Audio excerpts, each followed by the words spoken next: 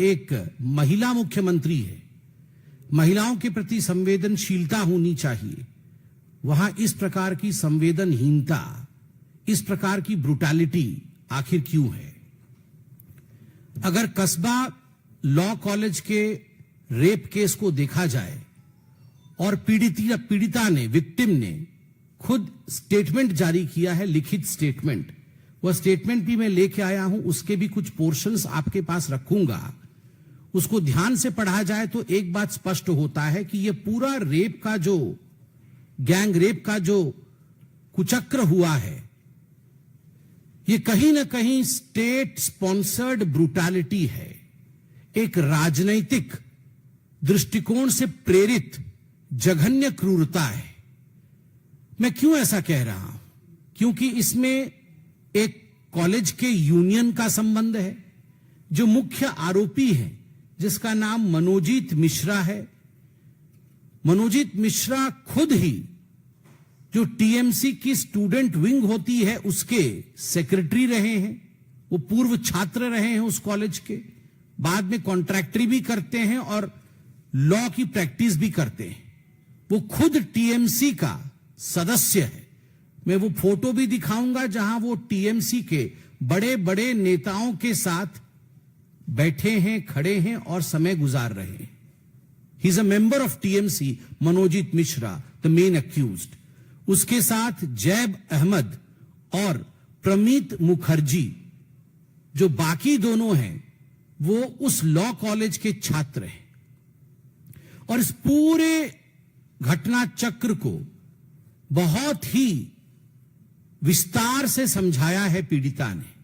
उसने अपने चिट्ठी में लिखा है कि किस प्रकार 25 तारीख को शाम 7:30 बजे से लगभग 10:30 बजे तक मेरे साथ गैंगरेप हुआ। जो घटना चक्र है उसका जिक्र करते हुए मैं कुछ पोर्शंस पढ़ूंगा, आप उसमें से सोचिएगा कि कितना जघन्य था यह कांड। Then J and M and P came inside। इसमें उन्होंने शॉर्ट फॉर्म यूज किया है। जो J है वो जैब के लिए है, जो M है वो मनोजीत के लिए है, और जो P है वो प्रमीत के लिए है। Then J called M and P to come inside। I asked help from them। I asked them to take me to Ruby General Hospital, but they were not helping me। Then I told them at least to bring an inhaler for me। M brought that। I took it and felt better, and I packed my things and went outside to escape, and saw that they have locked the main gate, and the guard was helpless and did not help। M and P again forcefully took me to the union room।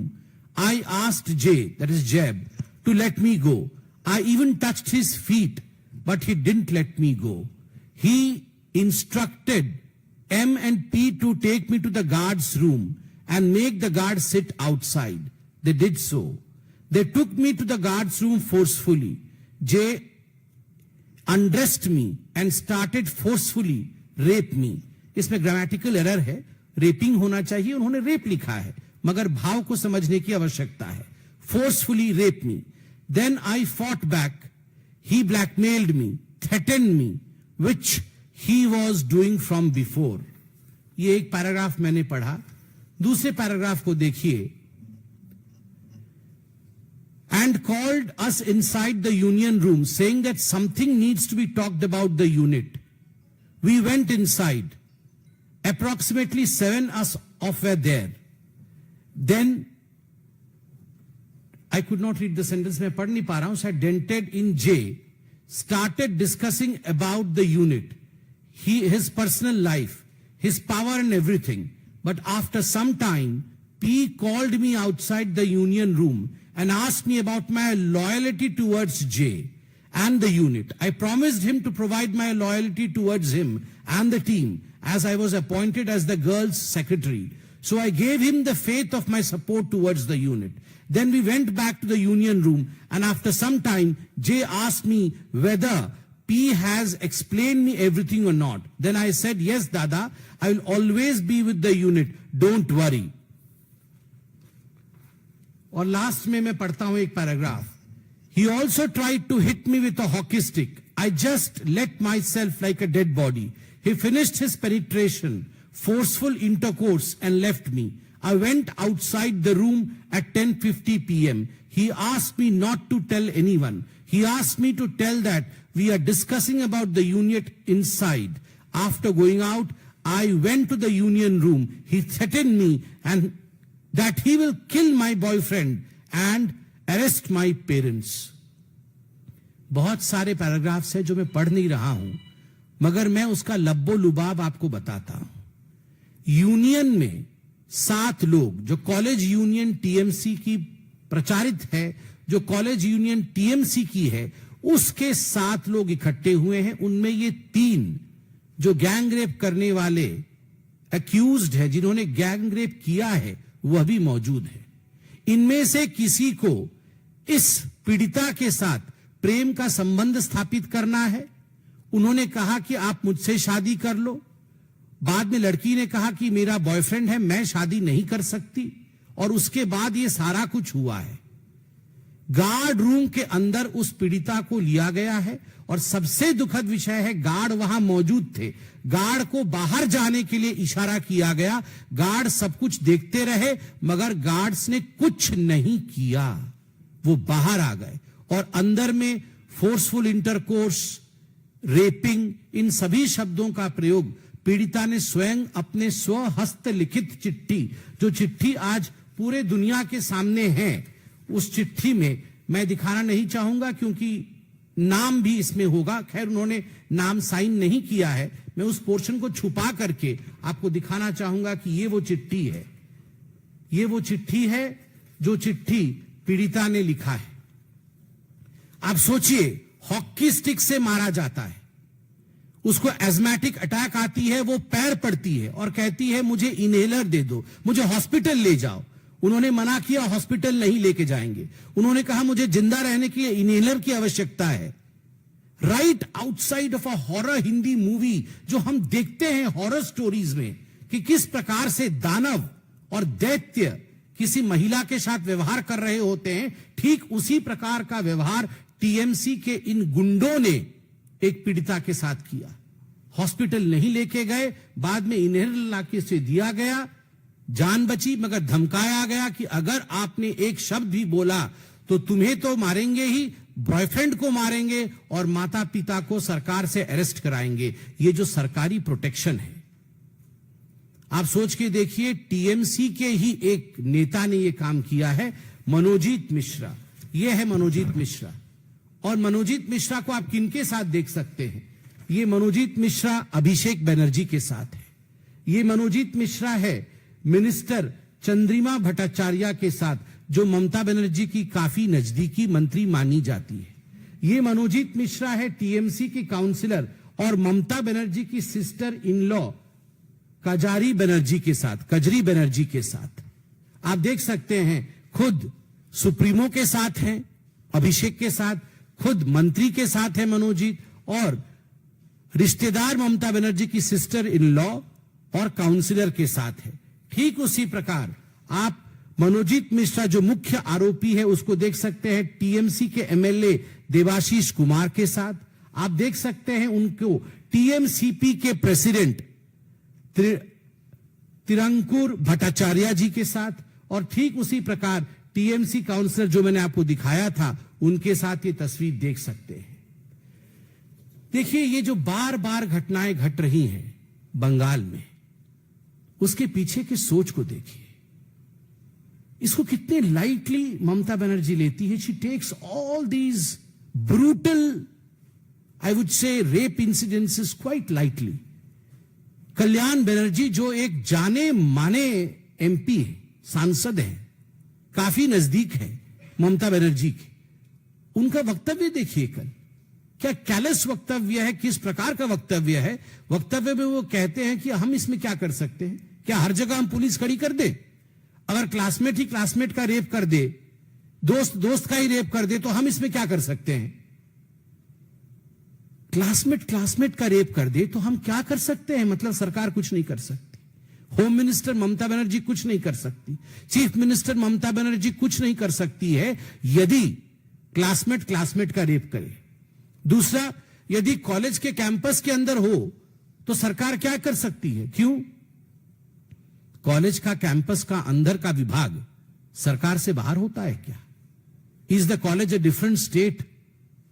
Is the college a different country in all together? वो अपने आप में कोई दूसरा देश होता है क्या कि कॉलेज के अंदर अगर रेप होता है तो उसमें ममता बनर्जी या टीएमसी की सरकार कुछ नहीं कर सकती? पार्क स्ट्रीट में रेप हुआ था तो उसे साधारण घटना कहा गया था कि यह साधारण घटना है। हंसखली में रेप हुआ था तो लव अफेयर गोइंग रॉन्ग, प्यार था दोनों के बीच में, वो थोड़ा गलत हो गया, उसके कारण हंसखली में रेप हुआ। कुमुदुनी में रेप हुआ तो उसे सीपीआईएम सपोर्टर्स ने कह के उससे अपना पलड़ा झाड़ लिया। संदेश खली में रेप हुआ तो कहा गया नथिंग हैपेंड, कुछ नहीं हुआ है। आरजी कार में रेप हुआ तो कहा गया the rape happening because boys and girls are interacting more freely, लड़के लड़की ज्यादा बातचीत कर रहे हैं इसके कारण रेप हो रहा है। और जब उसके खिलाफ प्रोटेस्ट हुआ तो कहा गया कि मोटिवेटेड प्रोटेस्ट है, ब्रेक द बोन्स, हड्डी तोड़ दिए जाएंगे प्रोटेस्ट करने पर। आप सोचिए अगर इस प्रकार से, और अभी कल्याण बनर्जी कह रहे हैं कि हम क्या कर सकते हैं अगर स्टूडेंट के ही रेप कर दे, तो आप सोच के देखिए किस प्रकार की यह मानसिकता है। और आखिर ममता बनर्जी की सरकार बंगाल में, उसको ऐसा लगता है उनकी कोई जवाबदेही नहीं है। गार्ड रूम के अंदर the one who should protect, the room which should be seen as the room of protection turned into a room of brutality and rape. इससे जघन्य कुछ नहीं हो सकता है। भारतीय जनता पार्टी के माननीय अध्यक्ष श्री जेपी नड्डा जी ने इस पूरे जघन्य कांड का मुआयना किया है और उन्होंने ये सब कुछ देखने के बाद, after taking into consideration that this is an absolute brutal act, उन्होंने एक कमेटी बनाया है और वो कमेटी जो जाके जांच करेगी, ये कमेटी 4 दलीय सदस्यों का है और वो सदस्य है, मैं उनके नाम पढ़ रहा हूं, श्री सतपाल सिंह, पूर्व केंद्रीय मंत्री एवं पूर्व पुलिस आयुक्त मुंबई, श्रीमती मीनाक्षी लेखी, पूर्व केंद्रीय मंत्री, श्री विप्लव कुमार देव, सांसद लोकसभा, एवं श्री मनन कुमार मिश्र, सांसद राज्यसभा। यह जांच समिति शीघ्र ही घटनास्थल का दौरा करेगी और अपनी रिपोर्ट माननीय राष्ट्रीय अध्यक्ष जी को सौंपेगी। इसमें कोई दो मत नहीं है कि आज बंगाल में जो हो रहा है उसको लेकर हम सब बहुत पीड़ा में हैं और मुझे लगता है ममता जी को इस प्रेस कॉन्फ्रेंस के बाद तुरंत आके एक प्रेस कॉन्फ्रेंस करके, हम सफाई नहीं मांग रहे हैं, हम उनसे माफी मांग रहे हैं, इस्तीफा मांग रहे हैं कि वो माफी भी दे और इस्तीफा की पेशकश करे। महिलाओं के साथ इस प्रकार का व्यवहार नहीं हो सकता है। एक दूसरा विषय है, आप जानते हैं कि 25 जून को 50 वर्ष आपातकाल के पूर्ण हुए थे। जब 50 वर्ष पूर्ण होते हैं तो स्वाभाविक रूप से पूरे देश में उस जघन्य कांड को याद दिलाया जाता है। मैं आज टाइम्स ऑफ इंडिया, एक बहुत ही जाना माना अखबार है, 30 दिसंबर 1975 के मैं हेडलाइंस लेकर इस मसले पर यह प्रेस वार्ता हो रहा है। आप सबको विदित है कि 25 जून के दिन कलकत्ता के कस्बा लॉ कॉलेज में जिस प्रकार का एक जघन्य गैंग रेप का केस हुआ है, लगभग 24-25 वर्षीय हमारी बहन, एक छात्री, उसके साथ जिस प्रकार का गैंग रेप हुआ है, उसको लेकर आज पूरे भारतवर्ष में, पूरे हिंदुस्तान में एक दुख का माहौल है, अचरज का माहौल है कि आखिर बंगाल किस तरफ बढ़ रहा है। रह रह के बंगाल से इस प्रकार की रेप की घटनाएं, चाहे वो आरजी कार का विषय हो, चाहे आज कस्बा लॉ कॉलेज का विषय हो, रह रह के उस प्रदेश से जहां एक महिला मुख्यमंत्री है, महिलाओं के प्रति संवेदनशीलता होनी चाहिए, वहां इस प्रकार की संवेदनहीनता, इस प्रकार की ब्रुटैलिटी आखिर क्यों है? अगर कस्बा लॉ कॉलेज के रेप केस को देखा जाए और पीड़िता ने, विक्टिम ने खुद स्टेटमेंट जारी किया है, लिखित स्टेटमेंट। वह स्टेटमेंट भी मैं लेके आया हूं, उसके भी कुछ पोर्शंस आपके पास रखूंगा। उसको ध्यान से पढ़ा जाए तो एक बात स्पष्ट होता है कि यह पूरा रेप का जो गैंग रेप का जो कुचक्र हुआ है, ये कहीं ना कहीं स्टेट स्पॉन्सर्ड ब्रूटैलिटी है, एक राजनैतिक दृष्टिकोण से प्रेरित जघन्य क्रूरता है। मैं क्यों ऐसा कह रहा हूं? क्योंकि इसमें एक कॉलेज के यूनियन का संबंध है। जो मुख्य आरोपी है, जिसका नाम मनोजीत मिश्रा है, मनोजीत मिश्रा खुद ही जो टीएमसी की स्टूडेंट विंग होती है उसके सेक्रेटरी रहे हैं। वो पूर्व छात्र रहे हैं उस कॉलेज के, बाद में कॉन्ट्रैक्टरी भी करते हैं और लॉ की प्रैक्टिस भी करते हैं। वो खुद टीएमसी का सदस्य है। मैं वो फोटो भी दिखाऊंगा जहां वो टीएमसी के बड़े बड़े नेताओं के साथ बैठे हैं, खड़े हैं और समय गुजार रहे हैं। He is a member of TMC, Manojit Mishra, the main accused.